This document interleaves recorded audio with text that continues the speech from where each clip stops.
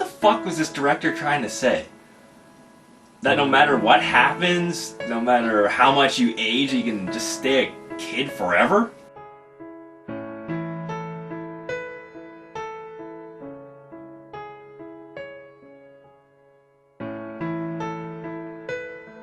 Even if it ultimately means living in their parents' basements, playing video games, watching anime.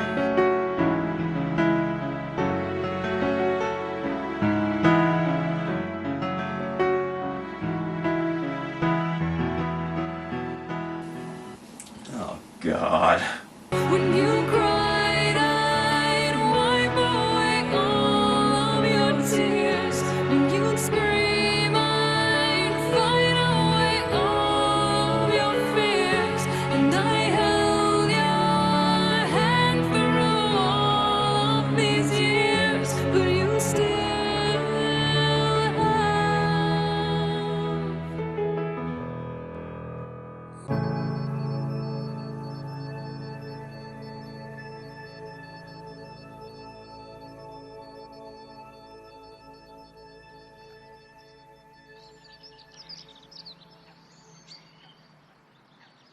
Well, today's my lucky day. Finally got an interview here. Yeah, it's a school. Looking for new teachers? And what way to eternally be a kid? Then go to high school every day.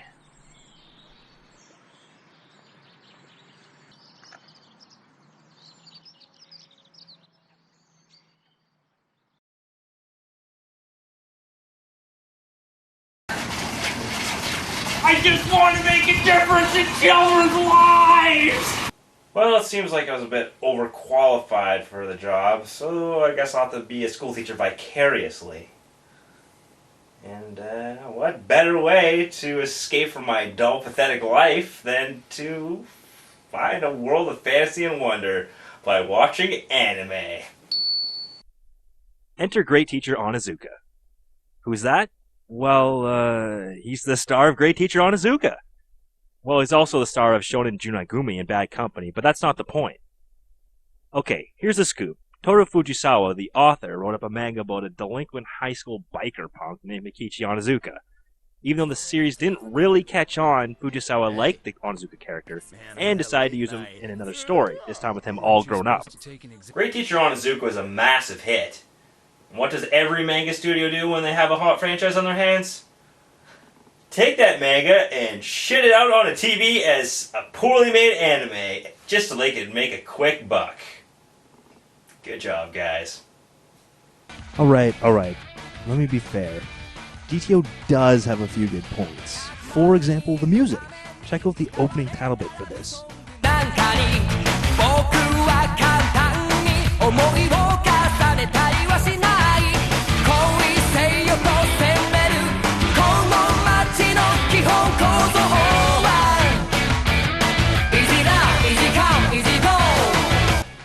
My God, this is one of the coolest things I've ever seen.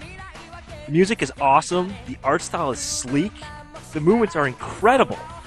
There's another opening as well, and it's pretty good too, but this one just takes the cake. Hell, just compare this to your average Japanese song.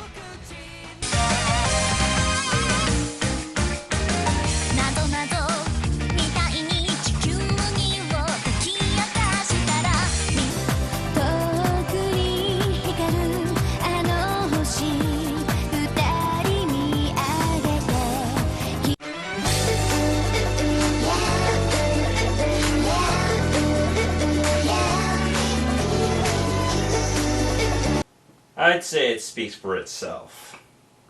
My first big complaint is that they ditched all the high-quality art and sound in the openings for early 90s art quality and mediocre, generic background music for the rest of the show.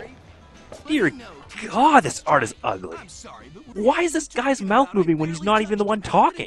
When nobody's talking? It's broken. None of us get too much in the way of calcium. Or maybe are you trying to tell me that my friend here is... It's like they decided to blow their budget load on making an awesome intro and then forgot they actually had a show to produce. The first couple of episodes center on how he's tricked by one of his students, Nanako, and how he eventually reforms her. This is all well and good, but Nanako leaves the series immediately after. They never even mention her again. What the fuck was the point of that? Why introduce a character at the very beginning of the show and wrap up her character arc in only 2 episodes, completely stalling the introduction of the actual mains? The only thing the first 2 episodes do right is introduce us to this Onizuka character, who appears to have no actual substance at all. His actions vary so much from moment to moment that it doesn't take the viewer long to realize that Onizuka isn't a teacher, but rather a blank slate upon which the artist can paint various reaction images to get a cheap laugh or two. And yes, he is batshit insane. What? Why is he wearing a wolf costume? And if it's a costume, why the hell is the tail wagging?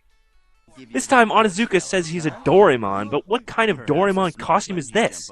And why is he in an angel costume? A ninja costume?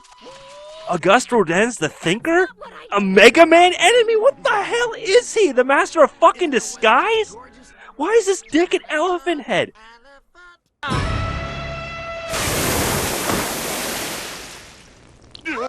Did he just shoot his load all over that old lady's face? What is he doing now? Why is he shirtless with flashlights taped to his forehead dancing around a mark in the middle of the night?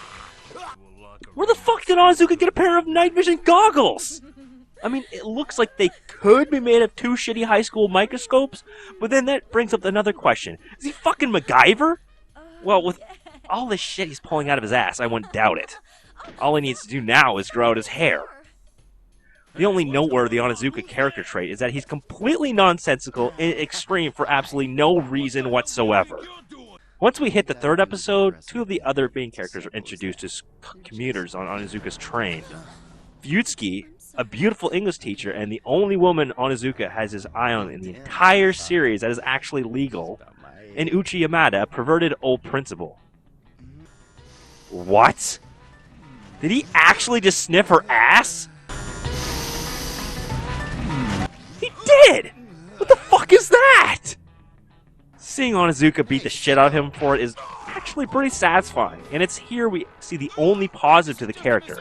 Watching Onizuka's outrageous antics can be quite satisfying on the occasional time that involves another character getting their just desserts. Unfortunately, Uchi Yamada turns out to be the guy doing the hiring, and well, the interview just seems to go a lot like mine just did. It's here we're introduced to the one theme GTO decided to tackle: the corruption and apathy of the public school system in Japan. I can identify with it to a point, because the school system over here is just as god-awful, but in GTO it doesn't work and ends up being shallow. The writers lack the talent to actually handle the issue competently, with each attempt ending up being a barrage of terrible comedy or poorly done melodrama, and the Onizuka character being the catalyst of change is both idiotic and unbelievable. Of course, Onizuka's not really one to give up, and he suplexes his way into the job. It's actually a bit more complicated than that, with Onizuka having to go through one of the most insane car chase pilots I've ever seen in order to become a teacher.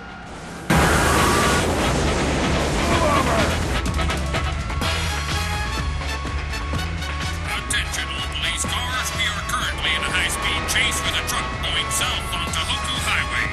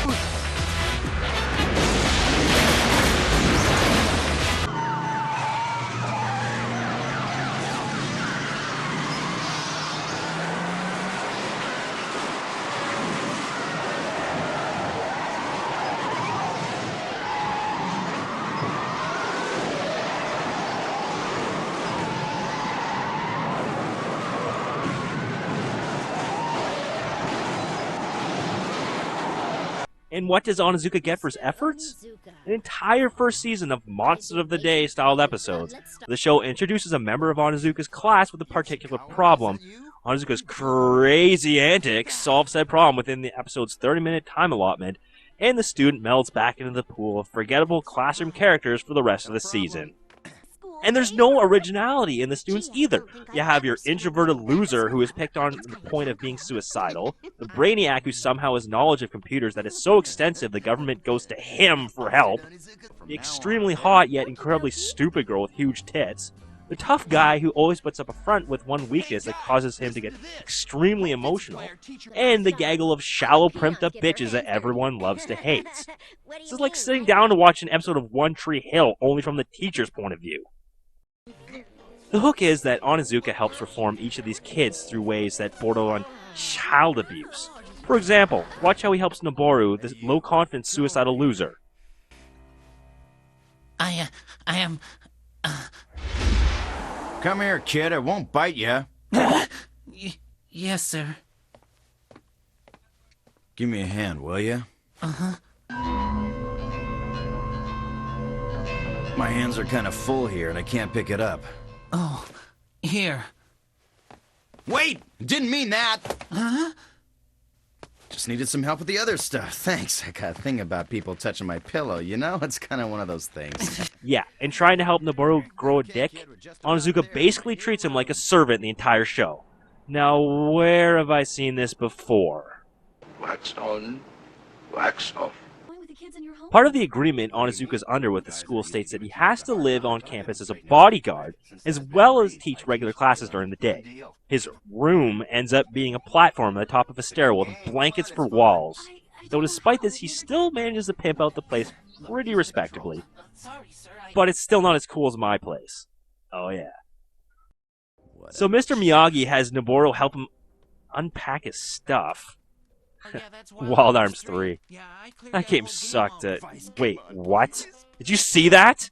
Is Onizuka actually doing a racist stereotype of Asians despite being Asian himself? Onizuka's class, the one with all the aforementioned problem students, apparently has a reputation across campus for running off new teachers, sending them to suicide, cults, and psych wards. Of course, Onizuka doesn't give a shit. His plan is apparently to dazzle him with probably the coolest first-class introduction of a prop that I've ever seen.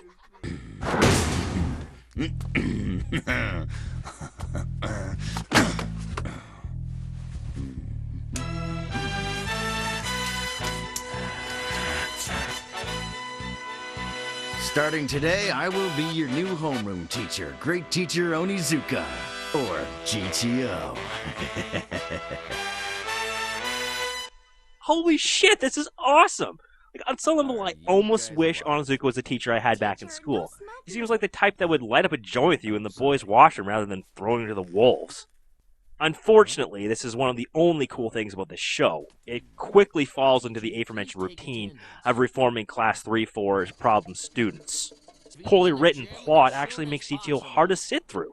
When watching it, I actually fell asleep and missed significant parts of several episodes, forcing me to rewind it and sit through them again on multiple occasions just to get this done. Of course, this doesn't just end with shitty plots and shitty artwork. No, GTO covers all bases of mediocrity by also having stock music and terrible voice acting. Just listen to this. All right, this is Great Teacher Onizuka, and I'm going to turn on the lights now, okay? Here we go now, ready? Actually, I was just gonna borrow a couple of these games, if that's all right. Ah! Someone call an ambulance! Don't be stupid. All we had to do was make one little mistake and we would have ended up down at the bottom of the ocean with a concrete suit. My measurements are a secret. Nice meeting you, Eikichi Onizuka. What's with the awkward pauses? Could the VAs be any more uninvested in their characters? And the sound editing is just as shoddy. Yes, starting today, Mr. Onizuka. Start living right here on campus, isn't that great? I know Onizuka is supposed to be interrupting Sakurai, but it sounds forced and poorly done. Did I say Onizuka's actions border on child abuse? No, that's not quite right. Onizuka's actions totally cross that line. No, that's not even enough. There's crossing the line, and then there's obliterating the fucking line. Onizuka begins with public nudity and quickly escalates to assault in the minor and what can be interpreted as child pornography and molestation. There's no realistic way Onizuka isn't jailed by the end of the first episode. Why the fuck hasn't he been arrested yet? I mean, shit, look at this. I'm not Doraemon. I'm Kenshiro. I've come to save Yulia from you villains. Holy fuck!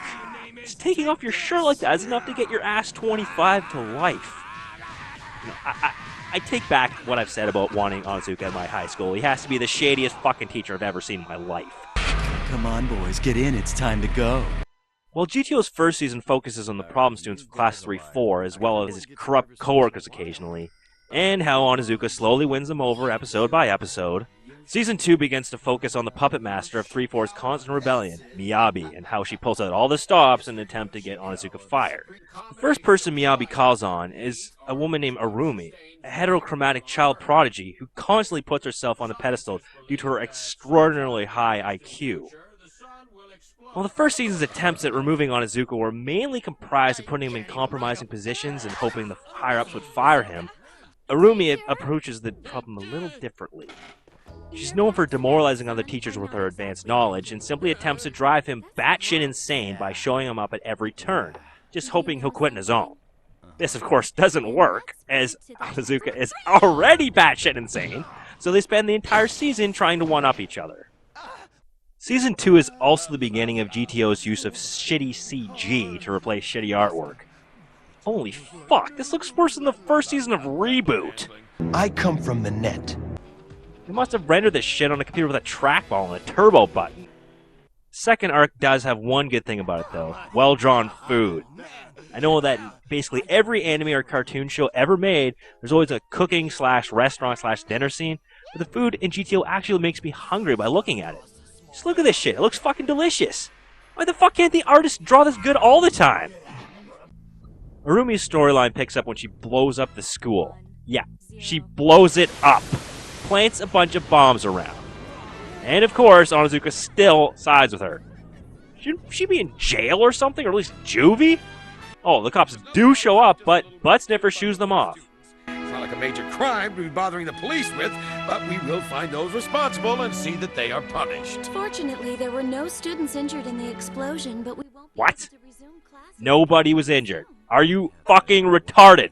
Does this guy look like he got through without a scratch?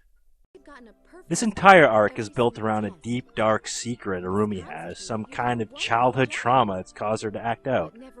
She also trusted her elementary school teacher as a kid, who betrayed her by telling the whole class her secret. The way this scene's set up, you don't actually learn what Arumi's secret is, and it really could be anything. I personally thought it was Arumi's innocent affection towards her teacher. Yeah, that would have made for some good drama. You've got the attraction between student and teacher angle, the child-adult angle, and the absence of taboo within the 7-year-old Arumi concerning lesbianism, love, pedophilia, and the teacher's attempts to show her that any romantic relationship would be inappropriate on about 50 different levels. But no, it turns out Arumi's a test tube baby. Yeah, her mom used donated sperm. Like, what the flying fuck? How is that a childhood trauma in any way? There's lots of sperm donor kids and single-parent kids out there, and none of them are blowing up schools! There's also some Hokkaido sub-arc where the cast takes off to the countryside, but is literally the most boring thing I have ever watched. When I mentioned earlier that I slept through whole episodes, it was around here. From what I can remember, there's some plain-looking girl in some old school in a dock, and another example of generic teacher betrayal, otherwise known as teachers are human too and have to live their own lives. I talk about the filler as there's a lot of fucking filler, but you really could say the whole show is filler to some extent. Episodes or arcs rarely relate together, and there's no overall coherent plot. Watching GTO gives you an empty feeling. Each episode ultimately leaves you with one question. Why the fuck should I give a shit? The third season reintroduces Miyabi as the main antagonist, as well as reminding us of Arumi's storyline after like 10 filler episodes. Onizuka gets drunk with a room full of high school girls, blows money students donated for the school trip, totaling over 1 million yen, and ends up dragging up one of Mirai's flunkies down with him. The whole thing's set up by Miyabi, of course, but the question really has to be asked. Why the fuck did Onizuka even agree to step into a room full of underage girls and alcohol? Isn't that, massively illegal? They're not actually underage, but goddamn, Onizuka, that's a pretty lucky twist. It's not like Onizuka looked at a bunch of nubile young ladies in school uniforms and thought, "Oh, I bet they're of age and just playing dress-up." Onizuka's salvation comes in the form of a raffle ticket, where he wins a super expensive car in the draw, which he plans to sell off to make all the money. But Onizuka being an idiot, he decides to spend the whole day driving around town, and Miyaba being an evil bitch sends it up so that he gets into an accident. Who the fuck didn't see this coming? And really, Onizuka, if that car were your only hope against being fired and potentially locked up for embezzlement, why the fuck are you joyriding in it? The final story arc brings Onizuka and the kids to Okinawa, presumably to fill the anime quota of generic beach, vacation, and festival scenes. Onizuka, in usual fashion, shits up everything by having girls and guys share rooms. I enjoyed one particularly funny scene in which Arumi had to confront her 3 anime nerd roommates, but that might have hit a little close to home for some of my viewers.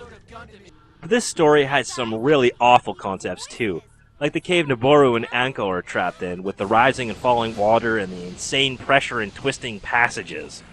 It's so goddamn improbable that such a place exists at all, let alone just off the coast from a huge resort hotel. It's more like a shitty JRPG puzzle dungeon than an actual real place. And the whole ordeal ends with Onizuka setting off a dormant nuke from World War II. And he survives it! And of course, so do the rest of the students, who couldn't have gotten more than, 50 meters away. Oh boy, this radiation wave sure makes for a warm summer night! The majority of this arc, and the majority of the whole fucking show, to be honest, is awful. Sure, GTO has its good moments, but they're dull by the typical anime failings of implausibility, melodrama, and boredom. I can understand what GTO is trying to do here. Onizuka, Fuyutsuki, and Uchiyamada form the holy trinity of the show, much like Kirk, Spock, and McCoy. Onizuka is supposed to be change. Unorthodox, inconvenient, and uncomfortable, but ultimately necessary. While Uchiyamada is Japan's status quo, working long hours as a salaryman with an underappreciative family, constantly struggling in vain to get anywhere in life. Fuyutsuki represents a mediation between these two forces, a way to apply Onizuka's revolution to Uchiyamada's real world. But the entire message of GTO is completely undermined by the show's lack of immersion and its tendency to trend towards shallow humor. Nothing about GTO is ever taken seriously or considered real. So how can the viewer think of its message as anything but a pathetic farce? It's like an English professor deciding to give his inconveniently placed Friday afternoon lecture wearing a gorilla costume. He might be trying to say something important, but all anybody noticed all class was that Donkey Kong happened to be teaching it. The end of the show is Onizuka randomly taking the rap for a crime Miyabi committed, becoming a wanted criminal and escaping Japan. Fuyutsuki spends what appears to be the rest of her life teaching and waiting for him to come back. And Onizuka? He's teaching in California. California. Wow, what a great ending. Build up Onizuka to be some kind of amazing unorthodox hero and then have him randomly fuck off to another country, leaving everybody else patiently waiting for his return for the rest of their lives. Why would people even wait this long for him anyway? He's not Jesus Christ or anything. And you know what the worst thing is? Sakurai shows up during the final episode and says, "Hey, Mr. Onizuka, I know exactly what your class is at acting up the entire show, but I didn't tell you for no real reason." What the fuck? Would it not have been easier to tell Onizuka exactly why every student he's had to deal with has been so psychologically scarred from the get-go? Why is the fucking finale so goddamn awful? Well, apparently the story is this. Anime episodes are generally produced and aired faster than manga books can be drawn and sold. So, if a manga and an anime following the same storyline begins on the same date, the production of the anime will outpace the production of the manga, and the two will end up with differing storylines. And if both American and Japanese TV have shown us anything, it's that compared to print writers, television writers are absolute fucking lunatics. So in the case of Onizuka, instead of waiting for the manga to catch up or going off on a horribly constructed tangent, they just decide to chop the series short and write a quick 5-minute ending to wrap everything up. Only they failed miserably, and the only thing you're left with is approximately 20 hours of wasted time and the taste of rotting cat spunk in your mouth. In fact, this is a problem that's absolutely just plagues this industry. Almost all the animes out there are based on manga, and if it's a popular series, you'll bet your ass they'll decide to release it halfway through the manga's run. So if you ever hear from your friends, oh, such and such anime is really popular, go give it a try, it's pretty much guaranteed that they end up outpacing the manga at some point and fucking everything up. Is it so hard to wait? Or to write something independently good? Or, hell, communicate with the manga team so they can at least have an idea where to go? But no, the manga team wants to keep the plot secret so they can sell their overpriced pieces of ass, and the anime team wants to release a shitty show right away so they can cash in as much money as possible and take off before the scene dies down. What a fucking dump. You know what the worst part is?